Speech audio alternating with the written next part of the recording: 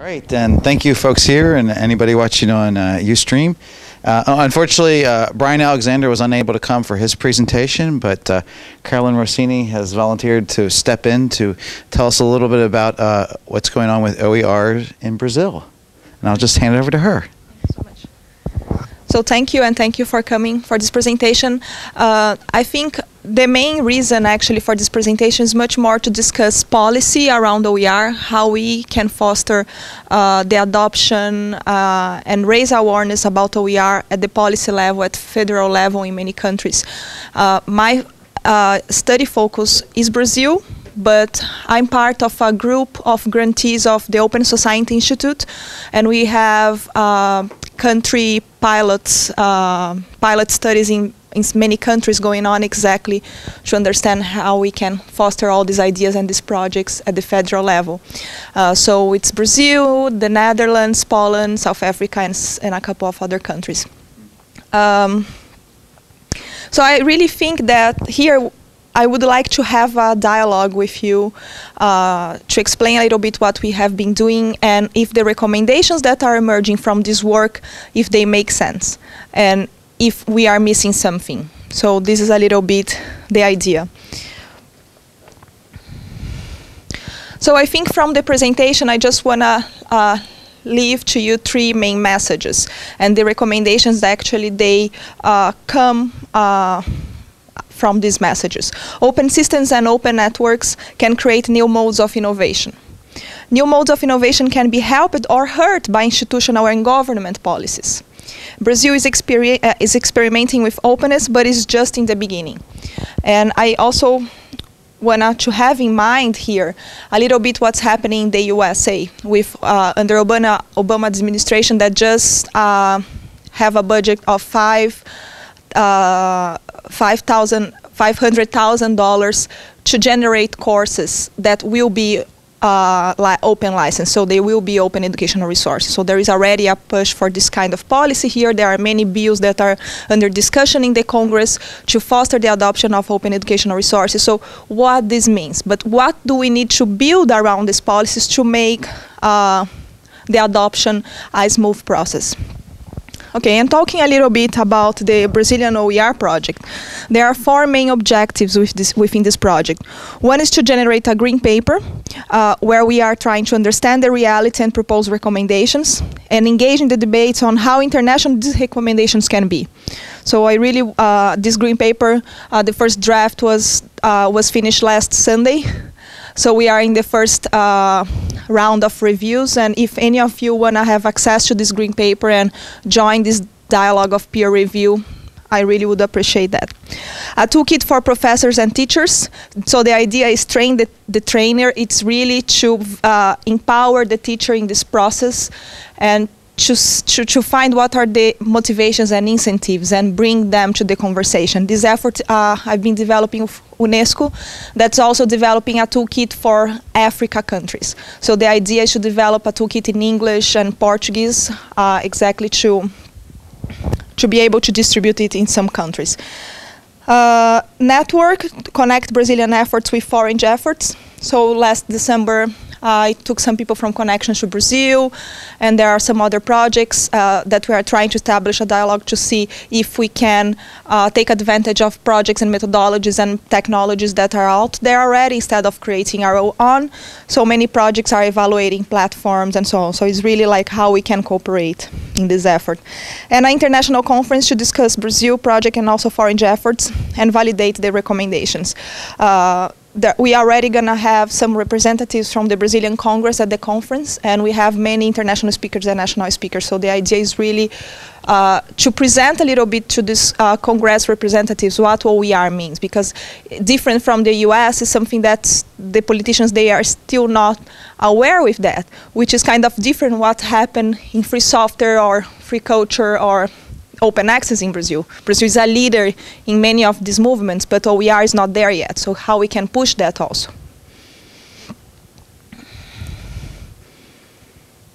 Well, this slide here, I just want to bring a reflection that we have. For example, when Brazil started developing the hotspots that we call the cultural points in Brazil, that is a project of digital inclusion in the Ministry of Culture, we had a lot of the discussions around how you can participate in something to innovate, and how technology and digital inclusion come about exactly to include people in and make them able to participate in the innovation process.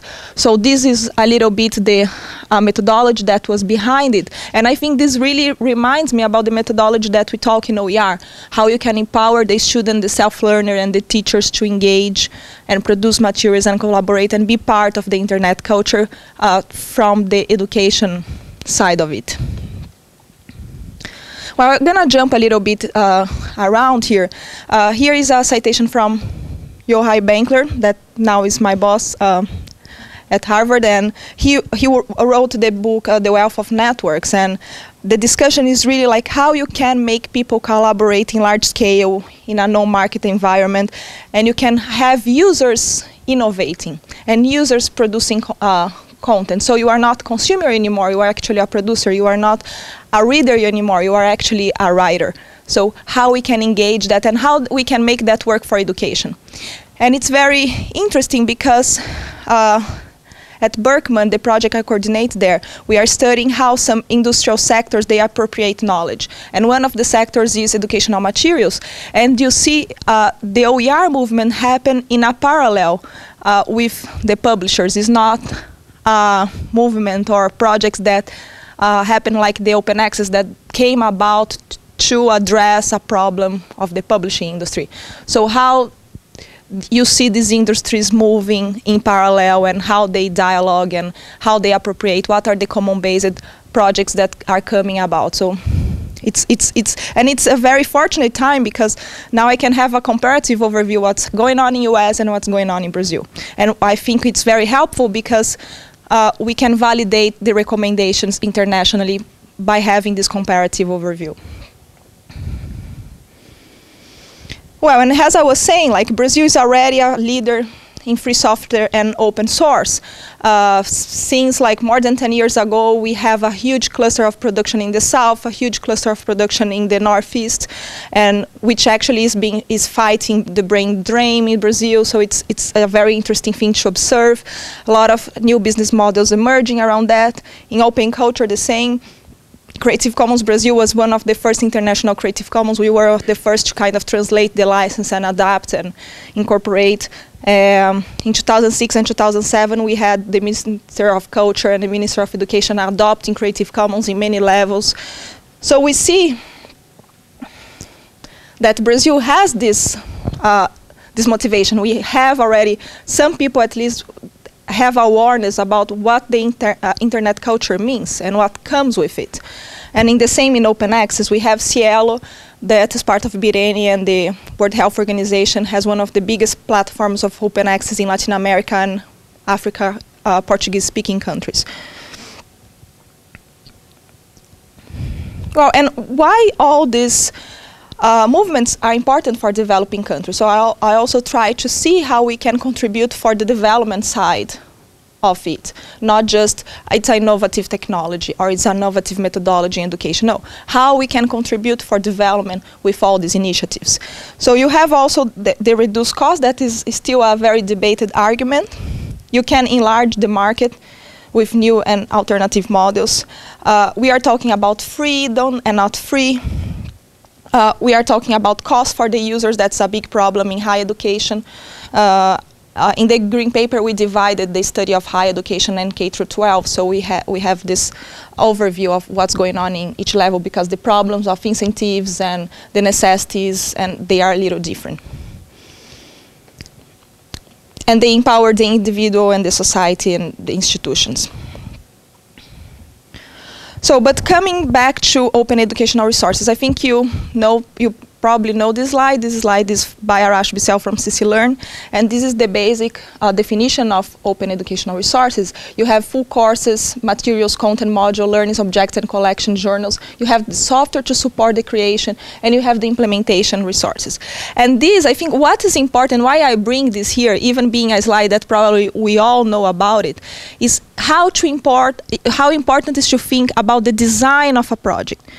It's very important to have like this holistic view on these three elements when you are designing a project. And this was very critical in Brazil, actually, because many projects, and I'm gonna talk about that a little bit, like very briefly, the problem was that they didn't think about the design, they didn't think about the three elements. And even if they had a mission to be open, they are really not open nowadays. So in mid and long term, you have problems of sustainability of these projects in terms of they can be closed at any time, not in terms of financial sustainability. So I really call the attention for the design process. Therefore, let's give a step back and think how we can make OER really works and really have it sustainable in time. And this is one of the main concepts, the open provision of educational resources enabled by information and education technologies for consultation, use, adaptation by the community. But I also want to remember that in many countries that we don't have internet connections in every school, we also have to think about OER as something that achieve the students through other means of distribution rather than just the internet. So this is very important when we are thinking about Brazil, South Africa, India, and many other developing countries.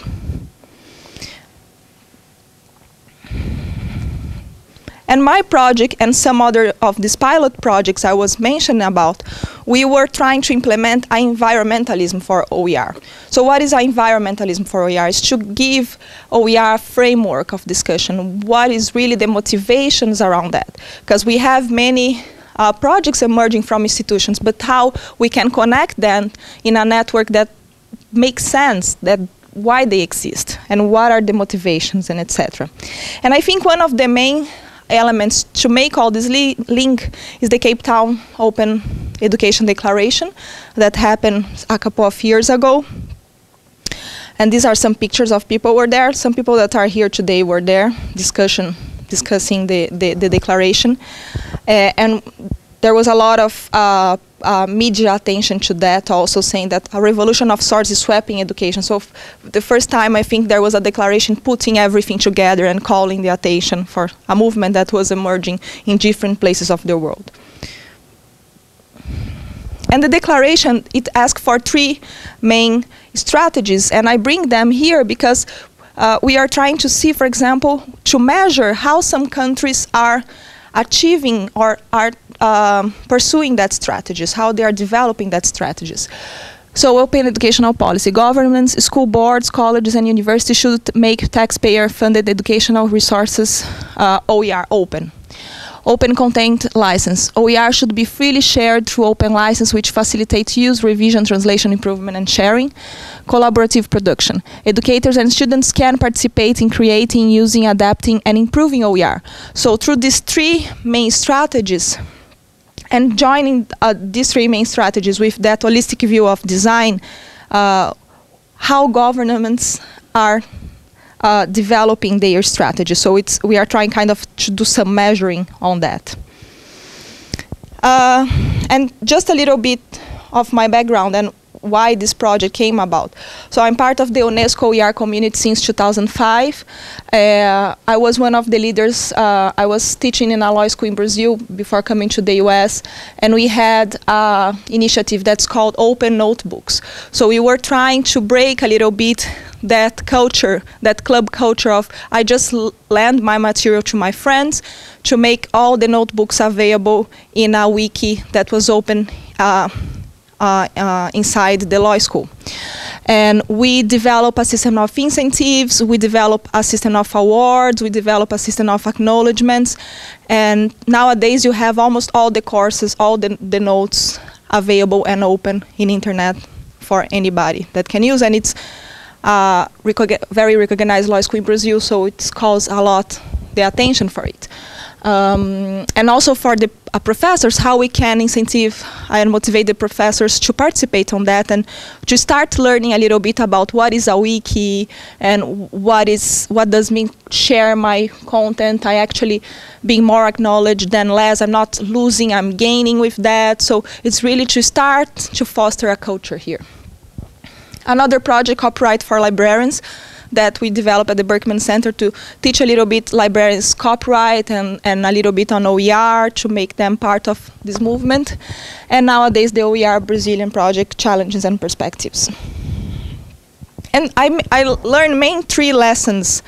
I learned three main lessons from all these projects that I'm trying to have them reflected at the recommendations that we're gonna be discussing. Implementation needs to be relevant nation by nation. Implementation needs to be relevant in different institutional cultures, and we need to build capacity inside the institution. So we need to have conscious about training the trainers. This is the UNESCO project, the FGV Open Notebooks. We had like a system of stars and like participation and etc. And the Berkman Copyright for Librarians project. And why share for free? This comes a little bit from discussions with OER projects in Australia. So the Minister of Education in Australia, there are some people there that really advocate for OER and they are thinking about why share for free at the policy level for some time now. And some of the explanations they brought are those in the slide. So if you are public funded, and this means directly public funded or indirectly public funded, for example, through tax exemptions. So how much of your budget comes from taxpayer money and how the results of this work should be open. Digital technology will surpass current teaching and learning structures. Excuse me.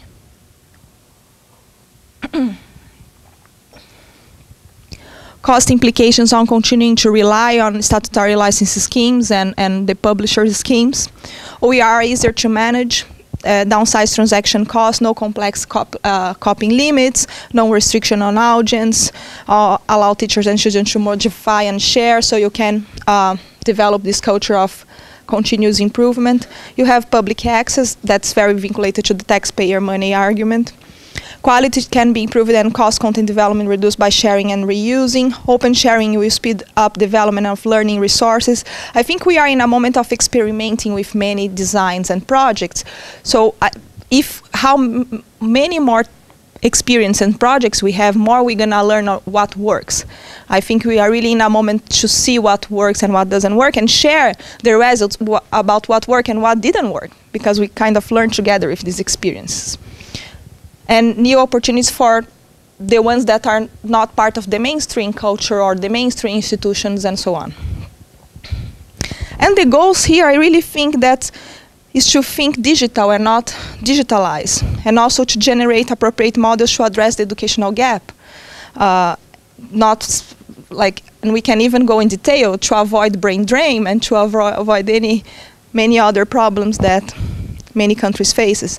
Institutional marketing is also a byproduct of it. It's not the main product, but it's a byproduct. But we have many barriers. So we have legal barriers, we have laws that in many countries are really restrictive in terms of its exceptions and limitations or the fair use doctrine. We have the sustainability problem that many of us, we are still trying to address. And we have even social barriers, fears, like many professors say, why I will share? Why I'm gonna spend my time writing something that I will not receive money for it, and et cetera, et cetera, et cetera. So you have many barriers. And nowadays, and I think in some sessions we discussed that, you have industry and their lobby doing so much pressure on its crime to copy anything that people, they don't learn that actually they have the right to copy some things under some limits. So for example, in the US and also in Brazil, a certain institution representative of a certain industry started distributing these folders with like dogs in the cover, saying that everything is crime, etc., etc. So you generate a fear that is kind of unbearable sometimes. So how we can generate something that is not that bad, and bring the positive side of collaboration and cooperation, and etc. And also say, sometimes it's just your obligation because you are a public servant and so on. Well, call the lawyers, isn't it? I'm a lawyer, so call the lawyers. Sometimes you really don't know what to do. And this is just to address the legal part, actually. So we already have Creative Commons and even other licenses that already kind of address the intellectual property side. But it's very funny because while I was talking to professors and teachers in Brazil, it's very funny to talk about OER sometimes because they don't know they have a problem, actually. Because I copy everything I want, and it's like I have the freedom I need. So to say that, okay, you should not be copying that way, you can copy that way, etc. So you have some capacity building every time you are talking about OER. But also, if you start saying about collaboration and cooperation, maybe it's much easier than start talking about intellectual property with them. So even the discourse has to be a little bit modular and adapted to that design idea and how you address some kind of different targets and audiences. Well, anyway, and part of the recommendations that we're going to talk a little bit about is exactly how you open license educational resources. And we and many institutions, we advocate for CC attribution because it's the most open and free one. And even more, if you want to transform a taxpayer-funded material in something open to the public, this public also includes the industry. So because of that, we advocate for that you have to foster everybody, not just a piece of the society.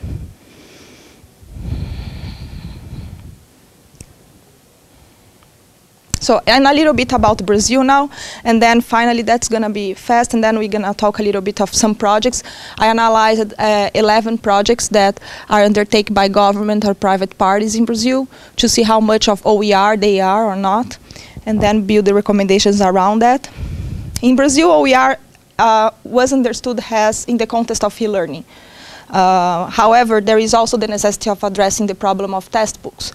So in the green paper, we tried to address both cases. The government, the majority of the projects that the Brazilian government undertakes is in the e-learning area. So this map is a little bit old, but if you check here, all the red part is the part in Brazil that do not have access to internet. Okay, this map is a little old, from 2003. This reality already changed. The government has projects that until 2010, all the urban schools from the public network should be connected to the internet. The universities, they are already, but the K-12 level. And until 2018, all the rural schools. So it's more than almost 150,000 schools in the public network. And we already, nowadays, we have better numbers in terms of access to internet. We still have a lot of problems in terms of São Paulo, that's already the most privileged region, having more access than everybody else. But also this is due to the infrastructure of the telecommunication companies. And in the interior, in the countryside, you have to bring satellites. So it's a complex problem. And how we can bring OER facing this kind of reality. And this is not just a reality of Brazil. Okay, so talking a little bit about some projects. We have the Open University of Brazil that we probably know that is really not a OER because you have to register and you have to be part of it, and the contents are not open. It's a traditional university methodology. And at the same time, it has a mission inclusion, social inclusion, etc. So it's just like one of the projects that there were some criticism about. So if you are open, how you can truly be open and how you can achieve self-learners and so on. Of course, many projects are related to building capacity among professors and teachers in Brazil, because there was a national exam and we realized that our teachers are unfortunately pretty bad. And our international grades in physics, mathematics, and biologics, etc., they are also pretty bad. So there is a great focus in the teachers nowadays, and it's very important, but we also have to think about the rest of the society, the self-learners and etc. In Brazil, we have many, how do you call that, LAN houses. So there are LAN houses in the shanty towns and everywhere you go. So there are a lot of people connecting through the internet, and there was some researchers showing that people go to these places to look for education. So how we can also connect this methodology to the LAN houses that are internet points of access that you pay small amounts of money. Well, another project is the Teachers Portal. That's a portal developed by the Ministry of Education, and they have 6 main areas. So the classroom space, the newspaper, the teacher's newspaper, the educational resources, other materials, interaction and communication, and links. And it tries to be a hub of information. But exactly because it's a hub, it's also a mess. Because like you bring projects with completely different licensing schemes, you bring completely different methodologies. They are trying to foster the inclusion of teachers in this reality of interaction and communication. And in the classroom space, I think is one of the most beautiful spaces, because they foster teachers to share the methodology they use in teaching a class.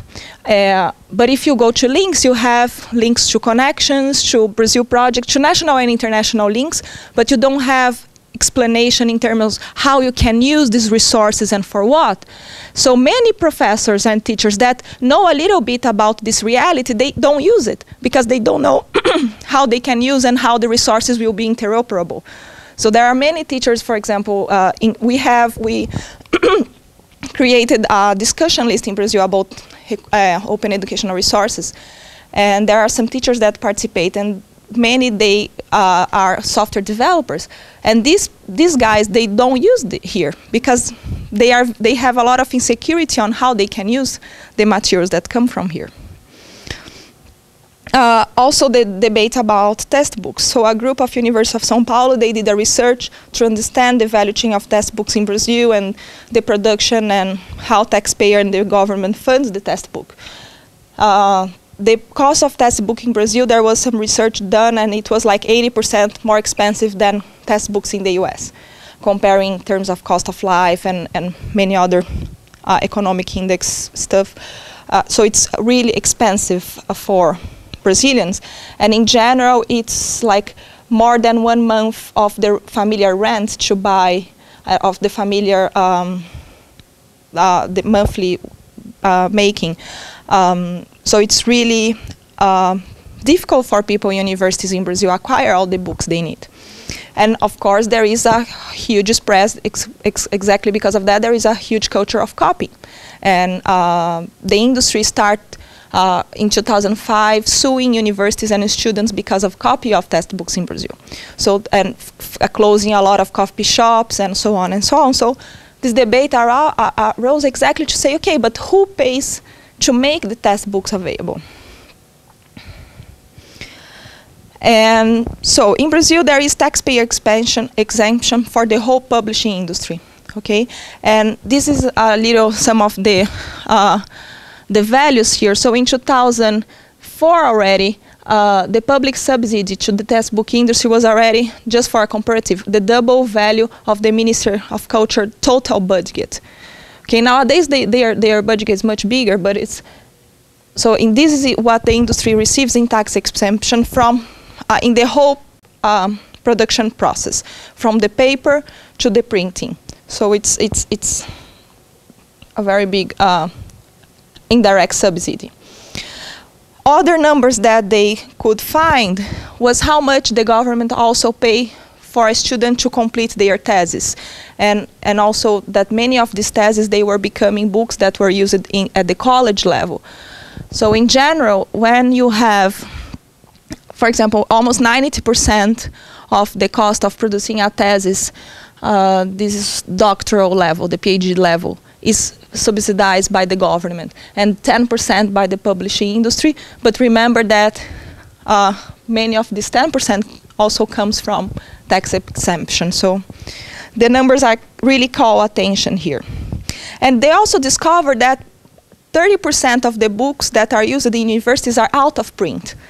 And so how you deal with this question of really high values plus out of print books? And when the publishing industry came and sued the public universities in Brazil and also private and the copy shops, etc., they were suing for everything and they were closing everything. Doesn't matter if the book was in public domain or was out of print or was CC license or whatever. They just closed the copy shop. Okay, so that's a little bit the case of textbook, and I'm gonna tell you a little later some projects that are trying to address the problem of textbooks nowadays. Another project developed by the Minister of Education is the public domain portal, website, that was intended to publish national and international works that are used at the university and college level that are in the public domain, to have an easy hub and accessible hub of information for students and teachers. The problem here now is that they are mixing together copyrighted content. So again, you generate a lot of insecurity on how you can use these materials. And for non-lawyers, for lawyers it's already difficult to understand the licensing of each unit of content that's published there. Imagine for non-lawyers. So or you just perpetuate the culture of copy and indiscriminate use, or people just don't use it.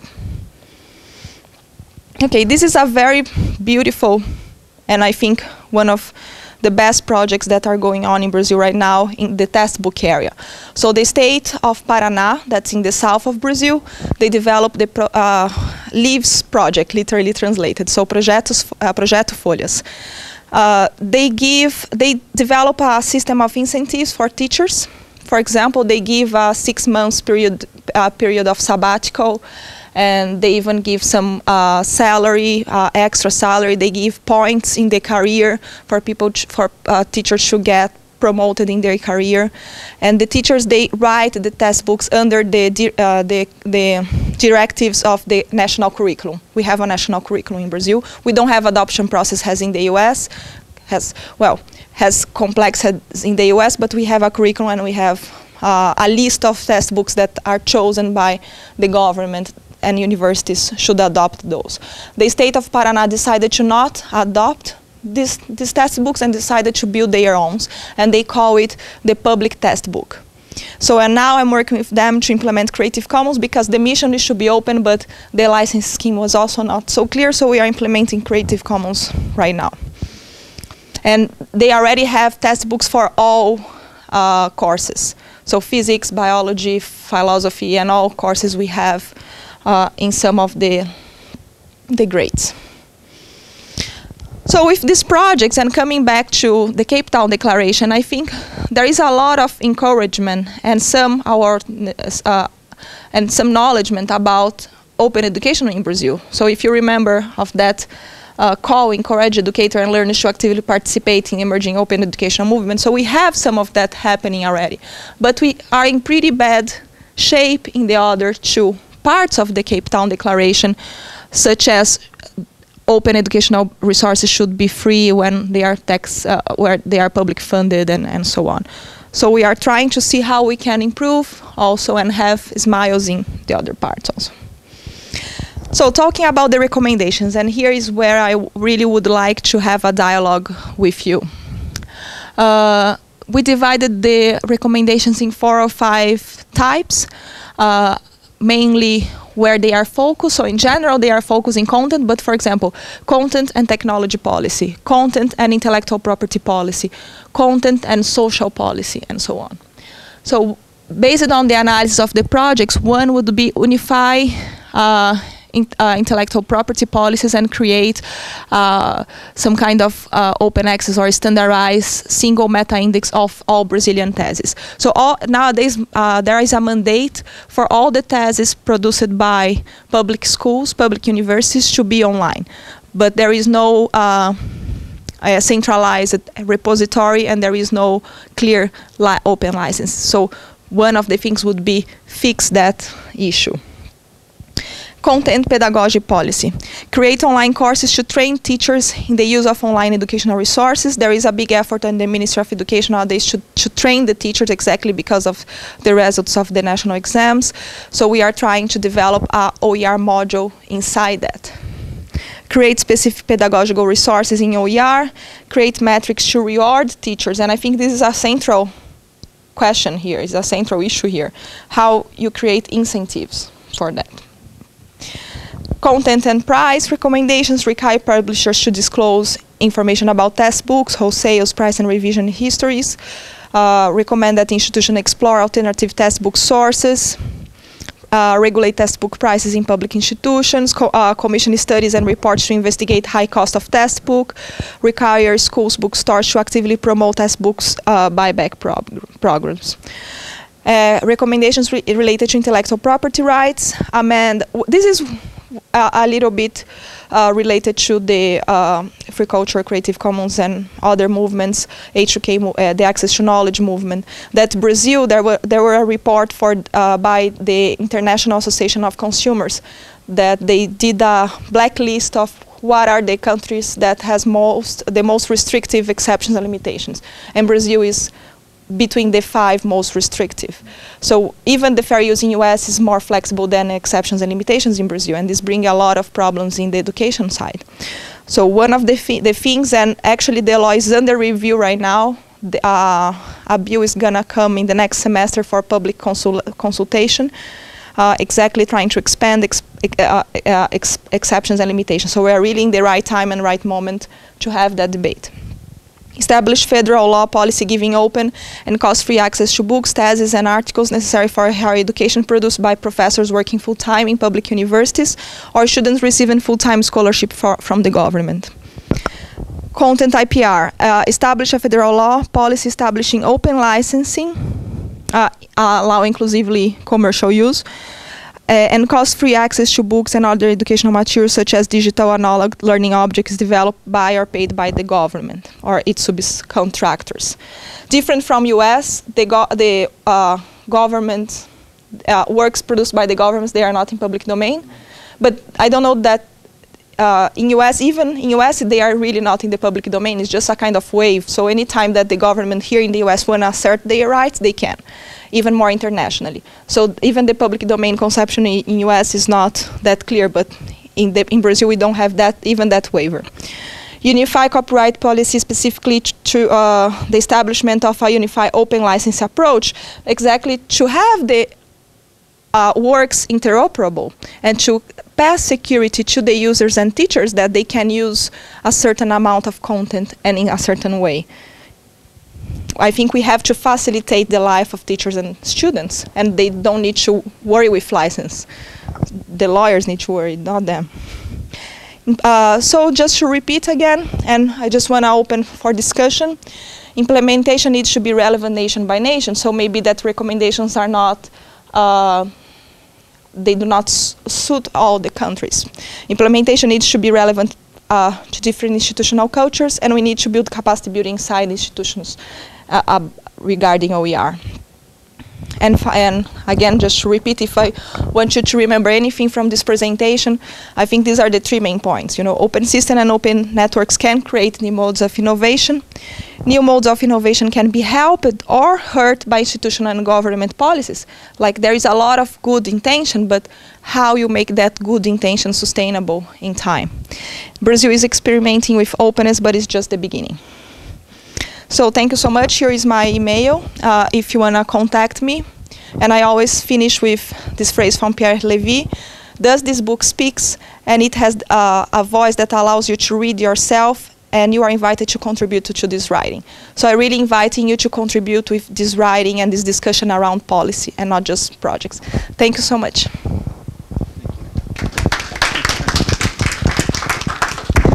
Thank you, Carolina. Does anybody have any questions for her? We're almost right here at the end, but covered a lot of ground there. Yeah. Slide up there talking about Creative Commons licensing, and you said something about them being clear, practical, interoperable. We've had a lot of discussions here talking about how hard they are to figure out the clauses. Are you talking about specifically just the by attribution license, or are you saying the complex all works together? just the buy. Exactly because the buy is the most simple one in terms of language, and because of that, doesn't have so many restrictions and allows a lot of interoperability. And also because of a policy, I'm sorry, because of a policy side of it is the one that foster innovation in any market, and innovation that we can not even predict right now. So this is why. Yeah, this is actually the graphic on how they are interoperable, and they are not interoperable in all directions. These are the directions that they're, but the buy is exactly the one that's interoperable with everything.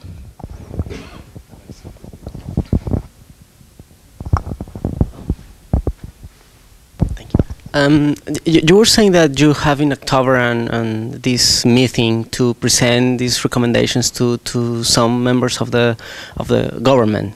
Yeah, what are your expectations about that meeting? I mean, in my own experience, there are so many different interests involved in the copyright law that it's very difficult to pretend that you're gonna get this, in my own experience, that you're gonna get a huge reception of this kind of recommendations, because I was in a couple of meetings in my country trying to discuss about a national policy on copyright law, and the most we could do was to get something there about try and foster the knowledge of the whole community about different kinds of alternatives to copyright law, or different kinds of licensing. But that was it. It was a very, very complicated meeting. So I was wondering, what are your expectations about it, about this? Because, well, it's maybe it's different in Brazil, but it was quite difficult for us. No, yeah, no, we know that it's very complex to deal with policymakers. That is for sure. But at the same time, I think we are in the right time, right moment to discuss it. First, one of the Congress representatives that's coming, he's leading the National Conference on the Future of Education in Brazil in 2010. And how they are structuring that, they are having regional meetings in the country to see what should be the new policy on education in Brazil. So or we take that bus now, or I don't know when there's going to be a window like that to be part of this discussion. And second, we are reforming our copyright law. So we are also in the moment to bring a little bit, to push a little bit the openness idea in copyright in Brazil. And thirdly, we choose really good Congress representatives that are already open to these ideas and that are already following this debate for a long time. So hopefully with 1 and 2, and hopefully they're going to bring a third one and fifth one, etc. But as I said in the beginning, I think the Brazil project is a very small but ambitious project. It's just like we are trying to raise awareness of OER in Brazil. That is very low comparing to other movements such as open access and so on. So I think it's the beginning, but I also think we are in the right moment to do that. But you are right, there is no, of course not. There is no guarantee that there is going to be adoption of that. Even more of, if you think about some of the recommendations that are really extreme in terms of pricing and in terms of mandates and etc. So I think it's really starting the negotiation. Thank you very much. It's time for a break, but certainly hope you continue the conversation with Caroline. And thanks again for stepping in.